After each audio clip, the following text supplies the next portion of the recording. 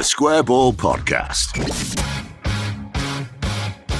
Welcome to the show. It's brought to you in association with Levi Solicitors, this one. Michael Normanton's with me. You're going to say something about Levi Solicitors' birthday month? Happy birthday, everyone. Their 90th birthday month. No, not everyone, just them.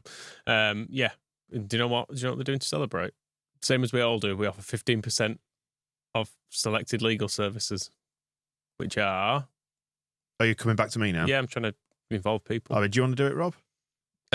Wills, probate. No. Lasting powers of attorney. But yeah. Well done. And the other one. Conveyancing. There you go. Wills, conveyancing, lasting powers of attorney, 15% discount until the end of October. That's until the 31st of October, 2024. Full details and terms on the website. You can go to levisolicitors.co.uk/the square ball. Do you know what I've realised in all the years that we've been doing this? Could have just said as well, just see the link in the show description. And I've never realised it's there all the time. So see the link in the show description. Sounds like it's your fault. Oh, it very much is. Cool. Yeah. Just wanted to share my pain. Into the latest roundup then. There's not a lot to round up, really. We're looking at some character on a free, maybe, for midfield. We're going to go into the mailbag today. What have the 21s been up to? That National League Cup, the mysterious National League Cup that doesn't really exist. I had to meet your man in a car park to get the fixtures. I mean, that's not for the first time. But I've got him. Well done to the women who beat Cheadletown Stingers. That's a great name. 3-2. 3 league wins in a row there. What shall we talk about first? Should we talk about the international duties? There's stuff going on and just hoping that none of them play a minute. Yeah. That's basically my one hope for this break. Well, I'm done on that. That's it. That's all I've got to say on it. Cool. Just keep him at Thorpe Arch. There is Manor Solomon is staying at least after Israel seemed to tweet a squad out that contained him. And then Leeds had to say, no, don't worry. He's staying here. Maybe with someone else at Thorpe Arch by the sounds of things. Yeah. Kouyaté seems to be the name that's doing the rounds. It makes sense, I suppose, from the limited pool of free transfers. Played loads of games in England. Who's he played for? Palace, Forest and West Ham. But he's been knocking around for about a decade, hasn't he, in England? So he knows that he doesn't know the league, does he? He's been in the Premier League for the most part. Too good for it. But he is now an old man. So there is that. What do you class as an old man? Well, it varies, doesn't it? He's obviously younger than me. God, I'd love to be 34. Yeah, he's 34. But he's 35 soon, which means he's 35. Right. And if we get into that discussion. But he's 34 until he's 34 until he's 35. Etc. But it kind of would make sense. I would feel, as much as he might not be in his prime, I would feel better having a little bit of experience somewhere in the squad for midfield because it looks pretty thin. Yeah, it's just fun as well. It's a bit like getting the emergency loans back when just people would turn up at Ellen Road. But it was Ilya Gruev's, the Bulgaria manager, has said that he is out for 5 months because Leeds never actually confirmed how long he would be out for. But yeah, their manager said they hoped it was only going to be a month, which is kind of what Farke was saying when he first got injured. They're like, oh, it might not be too bad. Then, oh no, it's absolutely broken. But yeah, 5 months, that takes us up to March. So we definitely need someone in the meantime because we can't just expect Tanaka and Rothwell to play every minute. Or maybe we can. Twitter concocted the idea that maybe we should go for Jordan Henderson because he's apparently looking for a loan back to the Championship in January. Would be fine. I mean, we could resurrect that graphic that Liverpool fan did, can't we? Neighbourly. Hard work. Wasn't that shot from Jordan Henderson's own portfolio or something? I hope not. Oh, really? I'm sure it came out from his. Did it come out from his own agency or something? They'd done like a little thing just saying how ace he was. I mean, let's just say yeah. Okay, fine. It seems it's funnier that way. It reflects worse on him if it's something from his own camp rather than just a fan that's done it. So let's go with that. Well, speaking of ex-Liverpool people, you see Jurgen Klopp's new job, head of the Red Bull Death Star. I think is that the official job title? Our new overlord. I think that's what it says on the job spec. Yeah. So I feel like in a way there's possibly an angle we could upset Liverpool fans with that. I feel like it's a little bit of a betrayal of his alleged principles to do this for Klopp. Because he's always put himself forward as like a traditionalist and a man for the fans and all this sort of stuff. And like Red Bull are incredibly unpopular in Germany. They obviously stripped a club of its identity in Austria. They've got they've done some bad stuff, and I feel like him putting his name to it, and it's not like he needs to do it. There are other jobs available to him, or no jobs available to him because he's a millionaire, presumably. I think the whole shtick is that he's just sat there waiting for the Germany job, isn't he? Yeah, that was in his clauses, wasn't it? Apparently that he can leave for that. Right. It does make you think. Yeah, he's just biding his time. Yeah. I mean, as we've said before, though, like you can have principles, but you can also have other principles when someone's offering you a load of money. Yeah, I feel like it's less forgivable when you've already got like millions of pounds. And he could have gone into a different job that would have paid millions of pounds as well. So I don't know. Maybe it's fine. Maybe we're all getting caught up with this Red Bull not being great thing when actually it's brilliant. It's the best thing ever. You've been talking to Klopp yourself, have you? You're just a miserable old legacy fan, aren't you? Potentially. I've just opened up our notes, and the bit on Chick Coyote says that he's got 2 wives. That's basically all we've found out about him, isn't it? It's a bit like, defensive midfielder. They're all kind of boring, aren't they? Oh, he's got 2 wives. Yeah. Something interesting, I guess. Yeah. Wow. Something to experiment with, I suppose. Yeah. It's a choice, isn't it? I mean, not legal, right? For the most part, and certainly in this country. I don't think you get away with it. But I suppose he wouldn't be the first footballer to be running a couple of women at one time, would he? So No. I mean, that's an interesting way of putting it. Yes, there are rumours of certain Premier League footballers with, should we say, a woman in every port. Quite prolific, some of them, aren't they? But yeah, I mean, if it's his choice and everyone's fine with it, I suppose fine. The Chiarte link, it was a nice excuse to reminisce about Amdify on the blog this week. He was also a Senegalese defensive midfielder that we signed on a free mid-season. And got to go back and listen to some very early episodes of the podcast to see what your recollections were or your reactions were at the time.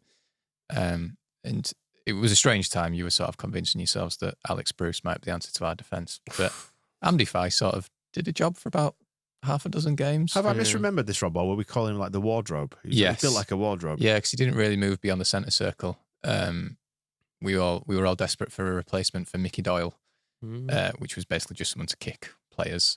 And Amdify just came and sat in the centre circle, which I think there was one episode where you were comparing him to a water carrier, and the line was, as long as the water doesn't need carrying too far, it'll be fine. So maybe Chiarte. Is that Moscow's line? Well, no, I can't remember. Sounds good. It was, in theory, a good option. The thing is, we wouldn't be signing Chiarte to actually start games, would we? For the most part, he would. Whereas Fai was like, well, this is the guy. He's the answer. Whereas I think Chiarte would be the guy for reinforcements for 10 minutes here and there. Yeah, reinforcements. More likely, an experienced head in the squad. And when he's anchoring the midfield with Charlie Crew in front of him in 3 games' time.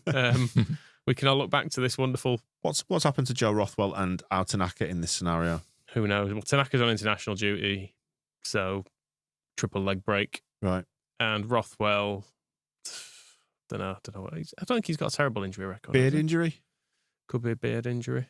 Yeah. He was caught in some industrial machinery. Right. Don't know what he's doing near industrial machinery. Yeah. But just thought he'd build a gazebo, maybe in his garden, and he's yeah. That's a shame. Got ensnared in his DeWalt. Right. Yeah, the old wood chipper. Something like that. Right. That's unfortunate. Oh, I doubt that doesn't happen. But Charlie Crew, of course, might be coming back injured as well because he's off with Wales under 21s. Under 21s?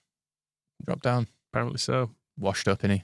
My lad's 13 years old. When you're 13, you do stuff like this. In fact, that'd be a good way to pass the time now. I mean, I don't think Chick Coyote will have to do it if he's got 2 wives. He'll be busy. But Sam is writing out 1,000 footballers. He's going to see if he can write out 1,000 footballers who are currently playing. And it was Charlie Crew who gave me the thought, and he said, "Can I put Charlie Crew on there?" And I said, "Yeah, he's very much playing." I said, "He's been capped by Wales, I think." That's just reminded me of the old Robert Earnshaw tweet where he says, "I've never done it, but I'm absolutely convinced I could count to 1,000." And I have suggested that we do that on an extra ball or member show. We just try and count to 1,000 each. How's he getting on with it? Did the first 300. Yeah. Good. Mainly Leeds. Started out with Leeds right at the start. Kind of went off into a little tangent. Some nice little moments. Like there was a player for Forest Green some years back on FIFA, Reagan Charles Cook, which led into Lewis Cook, and so on and so forth. I've never heard of Charles Cook. No, Reagan Charles Cook. Yeah, he's just a lower league footballer who was quite good for a Forest Green Rovers team. That I forgot he liked playing as them because of the green kit or something. Yeah, bought him the 3rd kit I think for Christmas the other year. Pretty cool, actually. There you go. It's like a modern proper hipster stuff. That isn't it? It's almost like a modern version of the Culverhouse game that Glendenning and Max Rushton play, where they're just literally naming old footballers. Yeah. I mean, that is also basically the aim of the blog that we've started up, saying who the hell was, and we're just going to write about random Leeds footballers that come to our minds. It's about 90% of our output. Are you going to do 1,000? Probably not. I would be surprised if we get that far. Although, having said that, the older wilderness years, we probably could get close, maybe in some of those. There were years when we had about 40-odd players playing for us across the season, so easy done.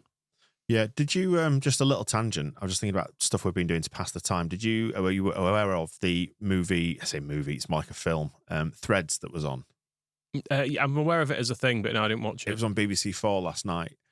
And it's essentially, it was filmed 40 years ago. It was shown, it's been televised very, very seldom because it's so unremittingly bleak. And it's about basically nuclear holocaust. It's about Russia and the West dump a load of bombs on each other. It's focused on like a domestic scene in Sheffield. Sheffield gets to, bear the brunt of it.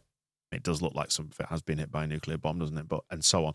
And it's just about the post-apocalyptic world and what happens to mankind afterwards. It's really quite graphic. But I did have the thought watching it, it's like, if this means no more Leeds, would it be worth it? Yeah, it sounds quite uplifting, actually, in comparison to Friday night. Just knock all this on the head. But somebody would start football up again, and we'd end up getting attached to somebody if we made it, if we survived the old bomb drop. Chris Wilder would survive it even if he was in Sheffield, sticking his miserable head out. 100%. That's the next game we've got. Ahead of that, international football. Do we have a lot to add to this, apart from the mysterious secret National League Cup? Oh yeah, we were talking about in the last pod, weren't we? So I thought I'll actually look this up. So this is the tournament which is it's like youth teams from the Championship and Premier League against conference teams, first teams. So we beat Boston the other day, who are actually managed by Culverhouse, as he's just had a mention. But then we're away at Gateshead. Boston, Massachusetts, or Boston, Lincolnshire? Lincolnshire, I believe. Right, yeah. It'd be a long trip otherwise. But we're away at Gateshead on the 6th of November. Halifax is Tuesday the 3rd of December. Big date for your diary. Nice freezing night at the Shea. Yeah, I said I might go to that, but I'm absolutely not going to. And then away at Tamworth on the 21st of January. Post-Christmas, you're not even round to Christmas payday there, are you? So I don't think I could justify the petrol cost to get to Tamworth. Where is Tamworth? Midlands, innit? Right. I've got a train through there once. It didn't look like the type of place I wanted to stay. So it does have a pig breed named after it. Well, if you are in Tamworth, I don't mean to trash your hometown. Just get in touch. Tell us what it's like. Mailbag at thesquareball.net. It's international break. It's a bit of a fallow period. Anyone from the Tamworth Tourist Board listening? Let's talk Tamworth. Right. Anything else? Well, we did have from the mailbag a letter from someone with I mean, don't know how they've exactly come across this, but East Leeds Ian says, during a tedious international break downtime, and in view of the current and no doubt upcoming injuries, I thought I'd send you this horrifying extract from Jimmy Armfield's column in the programme for Leeds versus QPR, which is 1977, from the days when men were men and now, no doubt, men with acute mobility issues. So he sends the description of Keith Parkinson's injury, who was a centre-back kind of filling in fairly irregularly, but he writes, it would be remiss of me not to make special mention here of the wonderful effort Keith Parkinson has made while deputising at centre-half for Gordon McQueen in recent games. You'll doubtless have read from the knee injury Keith has had to contend with, and you can take it from me, he has had a ghastly-looking wound under the left knee. Long and short of it is that he was having to have stitches removed before each game, I presume so he could bend his knee, playing with like a big gaping wound, and then after the game, having it restitched. Yeah, no, I would have just sat that out. So if Gruev had any kind of decency about him, he'd just do that. Just get absolutely loaded up on tranquilizers, get your stitches out, and just come and play. I mean, that begs the question, what had Gordon McQueen done? If we're just sending this guy out with his knee hanging off. Yeah, and truth be told, you're saying men with acute mobility issues, looking at his post-Leeds career, I think we may have actually finished him. Yeah. Because he did indeed not really play after leaving Leeds. Wow. So sorry. Do you know what? I'm not surprised. So sorry to Keith. But then the Oz White, if anyone hasn't seen that website, remarkable, is a ludicrously detailed thing. It has actually like a proper full description of this guy who I mean, had you heard of him? No, nor had I. But it tells you that he joined the West Yorkshire Police Force and served at Millgarth, Pudsey, Dewsbury, then Cleckheaton and Batley. Like, we've got a full Wikipedia breakdown of his police career. His address was? He lives in Newfoundland, and he was in charge of Thorns under-15s, where he put his coaching badges to good use. Very nice. There you go. That's good. Just going back to the some character on a free, do you remember the email that landed in the mailbag from James, who has actually put together some character on a free 11? Go on then. Is Kouyaté in it? No, because he's not ex-Leeds. Oh, okay. Sorry, I thought it was people we could sign now. Well, we still could. Whether we'd want to. So in nets, Jamal Blackman, although not a free agent anymore, he's signed for someone strange. It's like a charity team. Right. Yeah, very low down the pyramid. Oh, is it not? Is it an actual team or is it? I don't really know. I saw retweet it and I didn't realise it was like a charity team. But yeah. We might have to do a little bit of jigging around with the defence here to make this one work. But across the back four, Gianni Alioski, Lee Peltier, Paul Huntington, and Cameron Borthwick-Jackson. Not available anymore. Right. Signed for Bradford, aren't they? Right. Paul Huntington. Well, I'm sure we could poach him. In midfield, Jake Livermore, Vernon Anita, which was touched upon recently, wasn't it? Gaboli Ariibi, Kamar Roof, and John Kevin Augustin up front. We should get Big Kev back. Get his money's worth finally. Get him doing something, Yeah, exactly. Strange that Roof doesn't have a club either, the way his career's gone. Oh, yeah. And Alioski still doesn't seem to have played football for ages, but still gets international call-ups. Yeah, fair play. It's weird. It's just like a strange sort of part-time football. He obviously keeps himself fit because he can then still turn out for North Macedonia. But yeah, it's a strange career. Although I was looking at the last international break at some of their fans' reaction to his performances, and I think he might be a little rusty. Oh, I'd get him back anyway, just for a laugh. Thanks to Mark Owen, has been in touch and said that, hi, Michael, he's back. And there's an Australian flag. Do you know who he's talking about? One of our favourite propagandists? LTID TV1. Yeah. So can you ensure that for future weeks I did check in on him this week. We investigate what he's been up to? He was back. Right. He was on a stream. But I didn't watch it. Well, not much. Yeah. But we'll see. We'll see what happens in the coming weeks. No, just free man. Something else from the mailbag came from John McGlynn, who is furious with maths. I know you're into your Tom Numbers and all that sort of stuff. Internet maverick Tom Numbers, who I think Rob would describe it as just talk shit on the internet. I mean, those in glass houses and everything. But yes, I do agree. Quite. Something that's been troubling John is that, Farke was talking loads about having 3 games in 6 days just prior to the break. He actually counted it out. It was 3 games in 7 days. There's often a bit of this goes on when managers are complaining about stuff. They sort of pretend that the day the game was on doesn't count. Yeah, I've noticed this in the past. People like Klopp do it when they'll be like, "Oh, we've had to play 7 times this week." Can't stand that guy. I hope he's never overseen anything that we do. Yeah, well, but he's not, is he? Because we're not owned by Red Bull and probably never will be, and they definitely wouldn't rename us. Thanks to Babs McGinty as well, who was in touch in the mailbag at thesquareball.net. Was very, very pleased to hear the recent Henry Hoover chat. And like me, had no idea about Charles and his prodigious piss consumption. There's a huge range of different Henrys with different names and stuff. It's quite impressive. Is there a piss specialist? Yeah. Charles. Is that Charles? That's his USP. Yeah. Right. Imagine that being your USP. What do you do? I suck up piss for a living.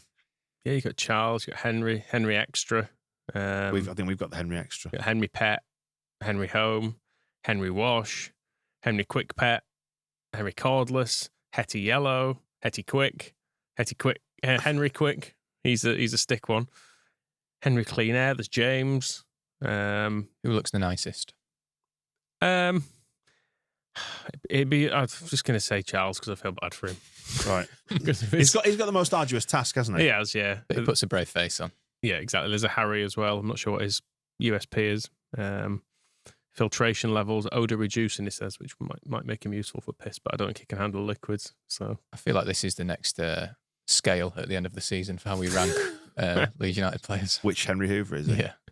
I'm just going to put this one out there. Right, I've just had a look at Charles on the. There's a discount on Charles at the minute as well, by the way, cheaper than the standard Henry. Charles has a 15-litre capacity, and you know the USP of all the Henry Hoovers and Henry and family is that they're all smiling, and the nozzle that attaches is their nose, but they've also got eyes on them. But if you look at Charles, his eyes are sort of looking. They're all looking very coquettish. I'm saying he likes 15 litres of piss. Don't judge him. Don't judge him. Whatever, like him, and if Chick Coyote wants 2 wives, good on him. Charles wants to be showered in piss, fine. You got to find joy in your job, haven't you? Okay, then let's pick our likes and dislikes for the week. Hero and villain of the week. We start with the villain of the week. It's the first award we give out. The Ken Bates villain of the week, named after a horrible old fella. Still with us. Keep checking in on him. He'll be coming around for his next birthday, wasn't it, in December? 3rd of December is his next one. 150? Something like. Whenever you see that thread get bumped on Wacko, you think, oh, not yet. Never mind. What are your likes and dislikes? He's going to have a Charles, isn't he? That's going to be necessary. Right. Around the house. Susanna's definitely got that out on the daily. It's permanently on next to the sofa. Wow. Incredible. What a joyful image. What are you liking and disliking then from the last 7 days? I mean, dislikes, we kind of have to address the fact that they're nearly all Melier based. Grass. Who's the patron saint of grass? Is there a Frank Lampard? Yeah, patron saint of grass. This surely isn't a thing. Mary Mayer, patron saint of honour. Don't look angry at it. You're the one asking. Right, I can't pronounce this word. Fiacre. It's an Irish name, so I don't want to say it and offend our Irish audience. So, but you've gone down this route. Well, this is what the internet's shown me up. I'm going to do the I didn't touch him, ref hands in the air gesture. You're on your own with this. Is the patron saint of growers of vegetables and medicinal plants and gardeners in general, including ploughboys. Oh. So, Saint Fiacre, sorry, everybody, is my nomination. All right. Right now. Are we blaming the grass? It looked all right other than that bit, I have to say. Well, hang on a second, right? Just looking at the next, like Catholic Online is just below that. And this saint person is also the patron saint of cab drivers in Paris and is invoked to deal with various physical ailments, including venereal disease. So you know him well. So, yeah, dig me out of this garden-shaped hole if you could. Okay, let's... I mean, it depends how direct we want to be on the Melier criticism, because people have said some nasty things. Yeah, we don't need to be that nasty. The way I think about it now is just don't do that. You just can't do that. And, okay, he didn't mean to, but just don't next time, Ilan. Let's go for someone we can pick on more. Peter Haddock's Deep Fat Fryer. It says Don Goodman. It says, in days gone by, that's not given, except it's not days gone by, is it? It's now, you twat. Which is an absolutely fair point. Also, Leeds look like they've settled for a 2-1 win away, you absolute prick. That really annoyed me when he said that. I've been in the studio shouting at the telly at that point. Thing is, if we were pushing forward at that point, he'd go, Leeds are risking it here. They should really be hanging on. It's just... Yeah, it's always the thing that you're not doing. Yeah. It's like Hinchcliffe, however... If anything, the ball doesn't fly into the top corner, he'll go, oh, I should have put it in the top corner. Yeah. And then if a keeper lets it in the top corner, he'll go, oh, keeper should have been in the top corner there. He'd have saved it then. I suppose at least we didn't have him. Is Hinchcliffe worse than Goodman these days? I feel like generally I get more annoyed by Hinchcliffe. You just get more of Hinchcliffe these days, don't you? Maybe so. Maybe a bit of just weariness with that. I feel like Don Goodman probably means well.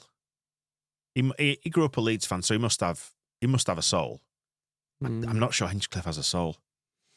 I think Goodman I associate too much with like even worse times in previous Wilderness years. I feel like we had Goodman a lot then, so I just find it very triggering. I'm struggling to see really anyone who isn't Melier yeah, no, it's hard. On the list. We should say in the player ratings he got a 2.23 from TSB Plus members, which actually isn't the lowest rating of the season. Thank you, Max Verber. Yes, it was Max Verber who got 1 point something. As time's gone on, I've started to feel more sorry for Meslier. I mean, you going to say for Max Verber? No, he didn't mean it, did he? No, obviously he didn't. And he knows it wasn't good. That's the thing. It doesn't need... Like, sometimes I feel like with footballers, if you feel they've not been tracking back correctly or failing to do sort of running into channels and the more instructional parts of the job, I feel like you can have a go at him. But like, he's definitely not meant to do that, has he? No. I mean, Ben has described Meslier as the French knitting needle. Says, oh my God, that French knitting needle is horrific. The thing is, you're thin shaming a man there. The thing is, he does need to stop doing this, though. You can't. It's not his fault. He didn't mean to do it, but if he does keep doing it, we do just have to drop him because that's how it works. Are we blaming physics? Are we prepared to go on a universal level and blame physics because of the spin? Yeah. I was going to say, actually, just going back to the dropping him argument, like a lot of people saying, "Oh, you can't. It'll just write him off for the rest of his career." It doesn't have to be. You can just drop him, and it's like it's fine. You'll play to the end of last season. Yeah, exactly. Like, it doesn't have to be. He will never play for us again. Just maybe don't do that for us again. Yeah, I mean, none of us think he'll be dropped, do we? No, God, no. For the Sheffield United game. But nor would I drop him either. No, same. But I think if he did make another massive mistake in that game, I wouldn't be surprised then if he does get dropped. Because that seems to be the way that Farke operates. Gives you a proper second chance, but then he's like, that's enough now. And it's fair enough, Meslier couldn't complain if he's gonna keep making massive errors. The thing is, for the most part, I feel like his errors have been more frustrations, like for not catching crosses and stuff, which is, I don't know, it's a style issue rather than an actual mistake for the most part. It's just people like to see a goalkeeper catch a ball. I've got a proposal then. What do you think about this? I think we nominate him and we put him on notice. We don't give him it, but we put him on notice. A suspended sentence? Yes, exactly that.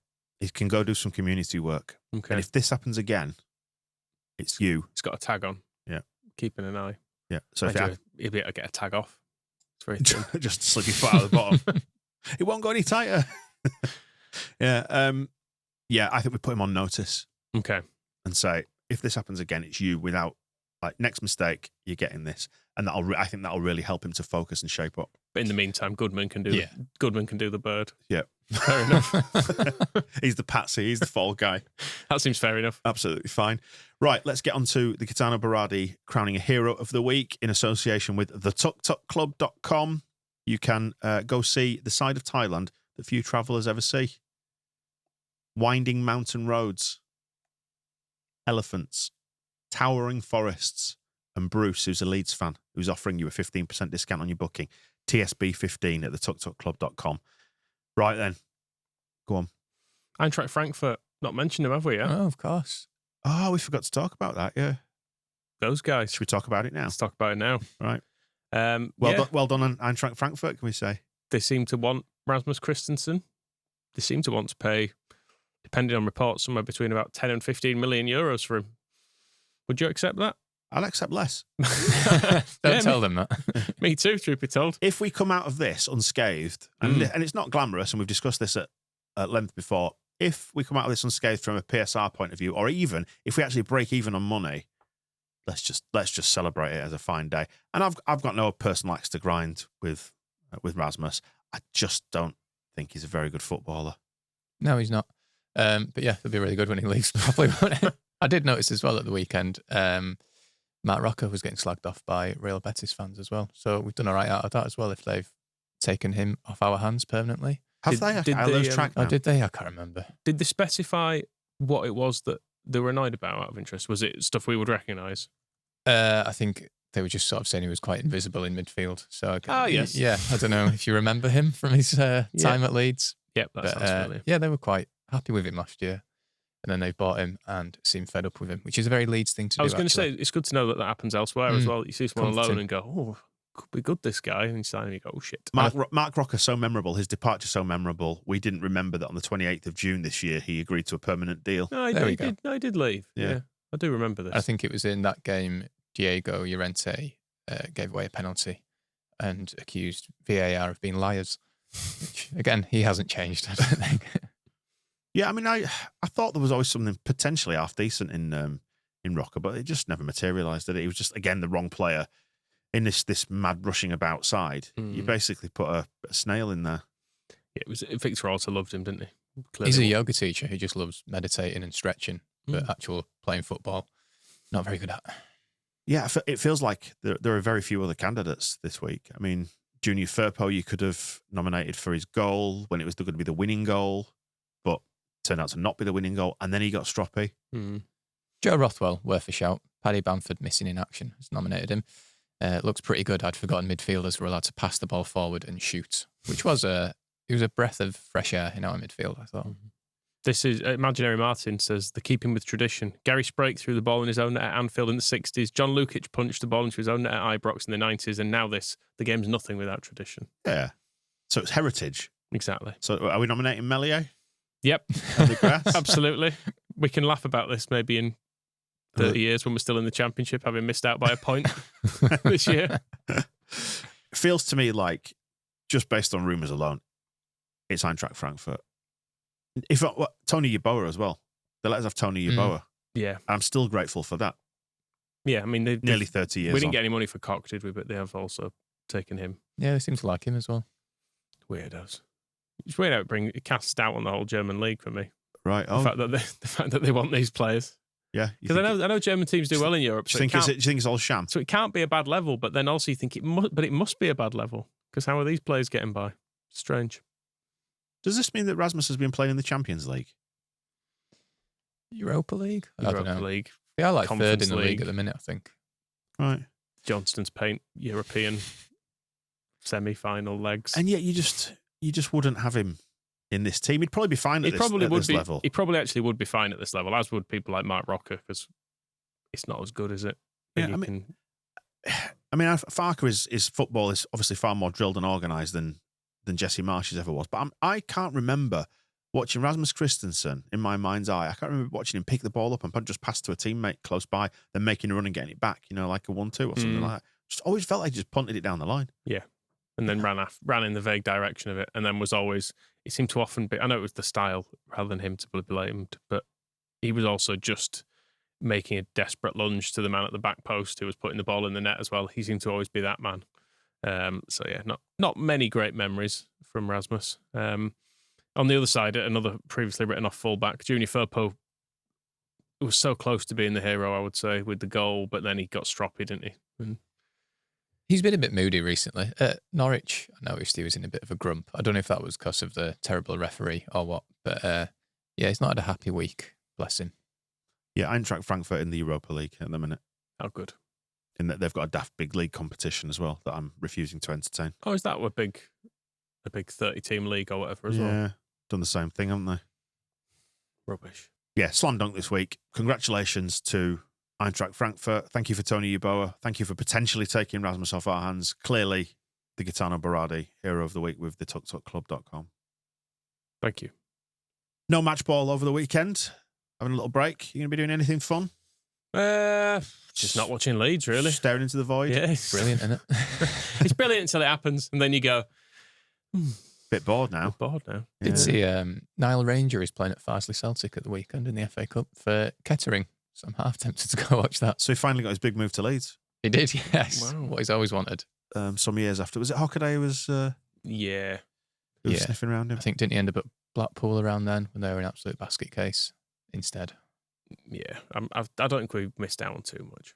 No, well, we're going to be chatting to Simon Ricks after this, and that one will come out tomorrow. We're going to chat about the 2004-05 season, fun as it was. Do you remember it well, fondly? It was one of the seasons I mentioned earlier where we had about 40 people playing for us, wasn't it? It was a very high turnover. A lot of transition. That was my first season going to Ellen Road. Wow, great what a time treat. getting to watch Steve Guppy on his month-by-month contract or whatever.